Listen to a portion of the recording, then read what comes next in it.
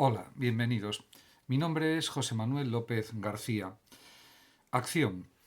En este vídeo les voy a comentar algunos aspectos de lo que se puede denominar filosofía de la acción, el ámbito de la acción o el campo de la acción. Voy a comenzar con un apartado que se puede titular Consciencia y acción. Ya el filósofo español Jesús Mosterín, en su libro Racionalidad y acción humana, escribe lo siguiente: a estas cosas que hacemos inconscientemente no les vamos a llamar acciones, vamos a reservar el término acción para las cosas que hacemos conscientemente.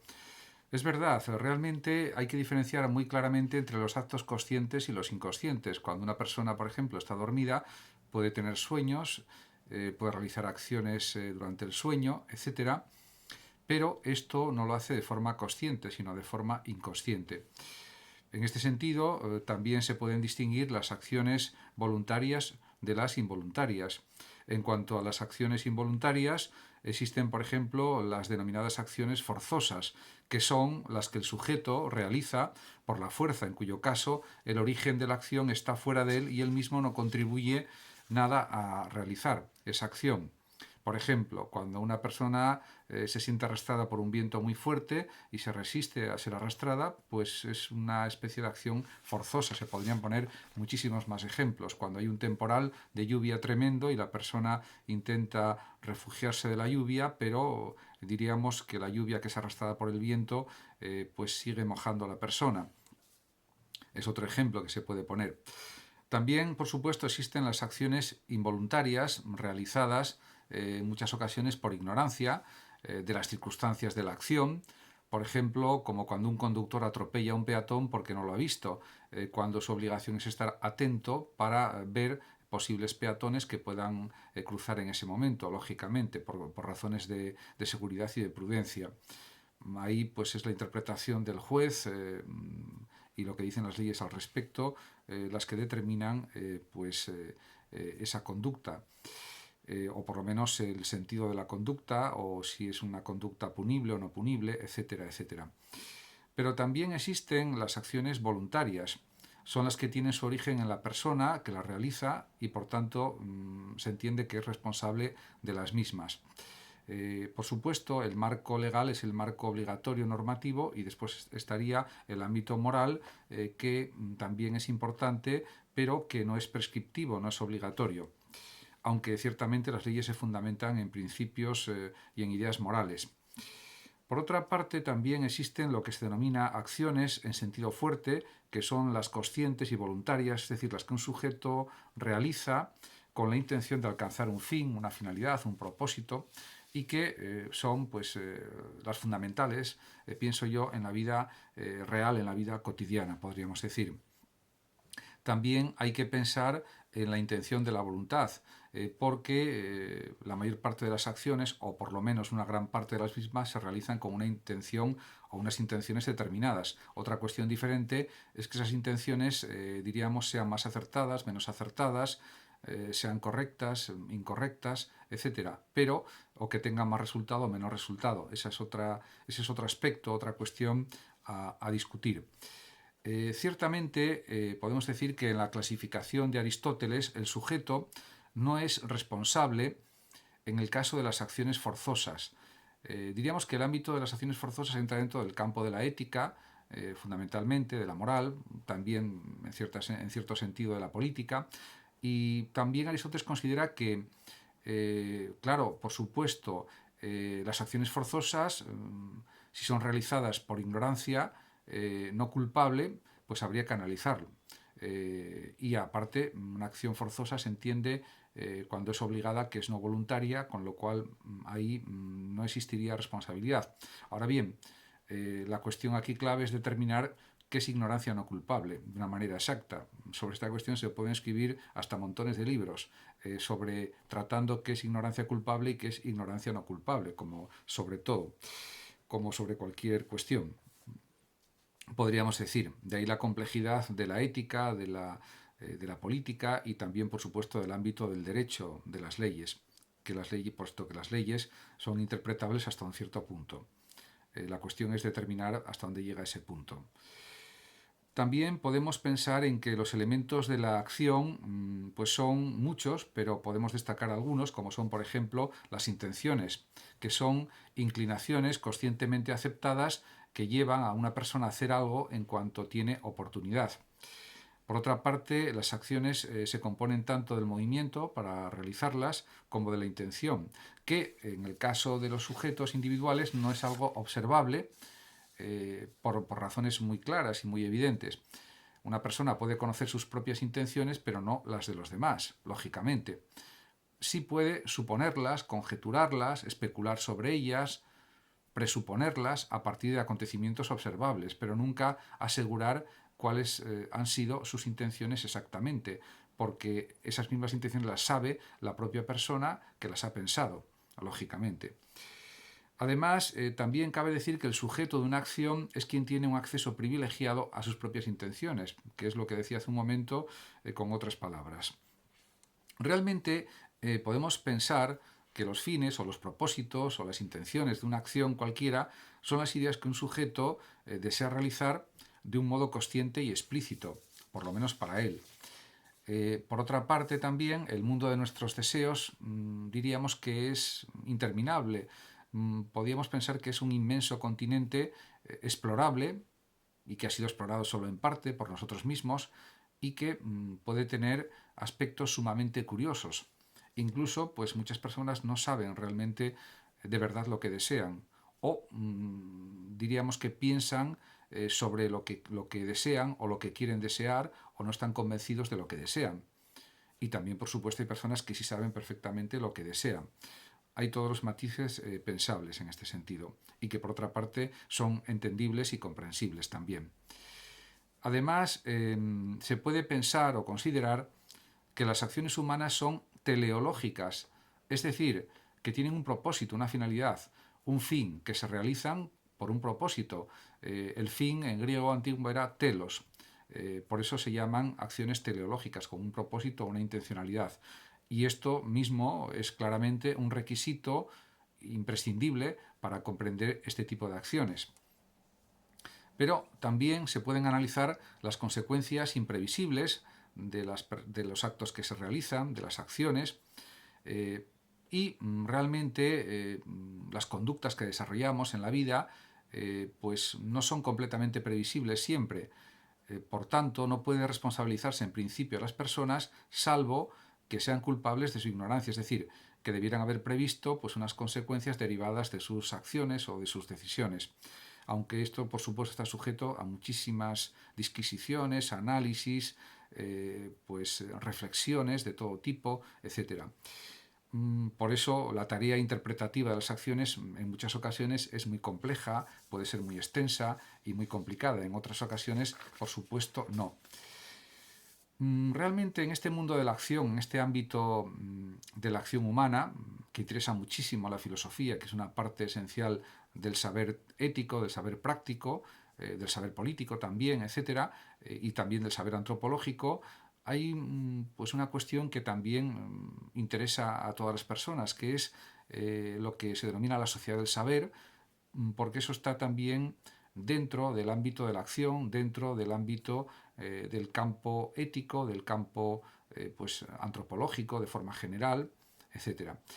Dentro de esta sociedad del saber, en la que ya vivimos desde hace pues unas décadas como mínimo, es evidente que la principal fuerza de producción de riqueza es el propio saber.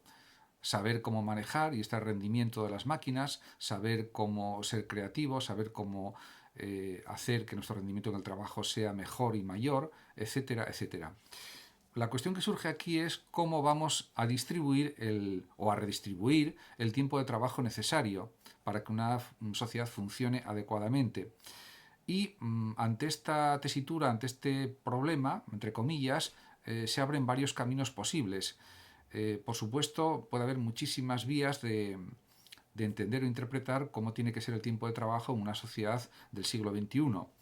Ahí se pueden crear pues, infinitas posibilidades de trabajo, por supuesto. Pero yo creo que hay que partir de algunas premisas fundamentales o básicas, desde un punto de vista humanista o desde un punto de vista de un humanismo social, podríamos decir, y también una especie de humanismo individual. Primer punto a tener en cuenta es que hay que decir no, a mi juicio, a una sociedad dual en la que solo trabajen los más cualificados y se creen cada vez más desigualdades económicas y sociales. Realmente esto no creo que sería un buen sistema para una sociedad, diríamos, del saber adecuada. Por otra parte, también es evidente que realmente ante estos problemas que pueden surgir en esta sociedad del saber, otra vía posible sería asegurar a todos los ciudadanos un ingreso básico mínimo para vivir dignamente, que no está asociado a un salario y que, bueno, en distintos investigadores, economistas y estudiosos que han analizado lo del ingreso mínimo básico, o diríamos que la renta mínima o la renta básica, se puede decir de varias maneras, pues esto sería una buena estrategia para asegurar una dignidad vital a todo el mundo, para vivir dignamente. Realmente es algo que se están planteando pues, muchos filósofos, investigadores, sociólogos, etc. Y por lo tanto yo creo que sería una vía muy positiva. También habría otra forma de afrontar el trabajo en las sociedades del saber o en la sociedad del saber, que sería detectar necesidades sociales nuevas que es preciso cubrir mediante el trabajo. Con esto, pues realmente se está incidiendo en que hay muchas labores asistenciales a personas mayores, a personas discapacitadas, etcétera, que requieren a miles y miles de personas que se ocupen de esas personas dependientes, y eso también es una fuente para crear una fuente de trabajo, es una fuente para crear pues nuevas actividades laborales, y eso pues cada vez será más demandado porque afortunadamente la esperanza de vida está aumentando, la longevidad de las personas cada vez es mayor en general, lo cual es muy positivo porque indiscutiblemente hay un derecho a la vida y a vivir el mayor tiempo posible, en las mejores condiciones posibles, y esto puede crear muchísimos empleos ya en el presente y también, por supuesto, de cara al futuro. Realmente, en este sentido, también, dejando ya un poco de lado esta cuestión de la sociedad, diríamos, del saber o del conocimiento, también hay que tener en cuenta, dentro de un ámbito del análisis de la acción social y de la acción comunicativa, las pretensiones de validez del habla en la propia acción comunicativa interpersonal entre las personas. En este sentido, los oyentes aceptan en cualquier discurso hablado, en cualquier acto de habla, que tiene que haber cuatro puntos fundamentales para, diríamos, considerar que ese discurso hablado, que esa acción comunicativa hablada es inteligible y es coherente. Primer punto sería precisamente la inteligibilidad de lo que se dice, que sea entendible o que se haga entendible a través de las palabras. Segundo punto, que lo que dice el hablante pues sea comprobable, sea verificable o por lo menos que responda a la verosimilitud o que sea verdad. Tercer punto sería la corrección, de acuerdo con unas normas sociales mínimas o adecuadas. Y por último, el cuarto punto sería la veracidad de la persona que habla, o dicho de otra manera, que lo que exprese coincida con lo que piensa, aunque su pensamiento sea pues muy complejo o muy complicado, incluso, pues eso también es algo en principio deseable en cualquier acto de habla o de comunicación, podríamos decir. Realmente se puede poner un ejemplo sobre estas cuestiones hablando de cuando comienzan las clases, por ejemplo, en cualquier centro educativo, la clase empieza a una hora determinada, el profesor sube a la tarima o no sube y empieza a explicar, y lo que afirma se entiende que debe ser inteligible y verdadero. Si no es así, se puede poner en cuestión lo que dice el profesor, por supuesto de una forma educada, respetuosa y amable. Y en este sentido, pues es un ejemplo de esta acción comunicativa cordial, basada en la verdad y basada en el respeto mutuo. Por otra parte, también es verdad que existe el saber teórico y el saber práctico. Ya en su libro Ética Nicómaco, que era su hijo, distingue Aristóteles entre dos tipos de saber. Por una parte, según Aristóteles, está el saber teórico, que es propio de la razón contemplativa o científica y que incluye saberes como la metafísica, la física y las matemáticas, por ejemplo, y también existe lo que Aristóteles califica o define como el saber práctico que es propio de la razón calculativa o deliberativa. Ciertamente, no cabe duda de que el saber práctico se ocupa de la acción. Y para Aristóteles, además, el saber teórico es más deseable que el práctico. Con esto no está despreciando el saber práctico, sino que podríamos decir que para él, el que posee el saber teórico, pues de la matemática, de la física, de la metafísica, de la filosofía, lo posee pues como auténtico sabio, mientras que quien sabe deliberar bien es prudente, lo cual es algo importantísimo también, pero distingue estos dos planos en la acción. Hasta tal punto, además, para Aristóteles la vida contemplativa o teórica es la mejor o es la más digna, es la más propia del ser humano, que Aristóteles cifra la felicidad en el ejercicio de esta actividad teórica o contemplativa, dedicada en definitiva al conocimiento. En cuanto a la acción creadora, cabe señalar que la primacía de la acción es algo muy importante y en esto coinciden filósofos, por ejemplo, como Nietzsche, Ortega o los pragmatistas norteamericanos, como por ejemplo William James, Peirce o Debye. Según ellos, los seres humanos pensamos para sobrevivir, pero también pretendemos satisfacer nuestras aspiraciones y deseos, para lo cual hemos de desarrollar nuestra capacidad creadora, que es tremendamente importante y que realmente nos hace mejores personas, nos hace más humanos y realmente responde a nuestras intenciones más profundas de desarrollarnos como personas de la mejor manera posible, de la forma más profunda, más amplia y más extensa posible.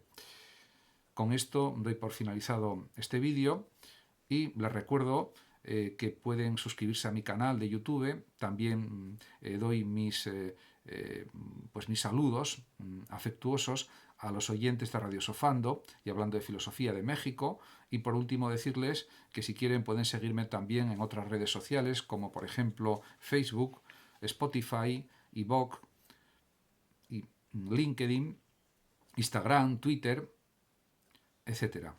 Muchísimas gracias y hasta siempre.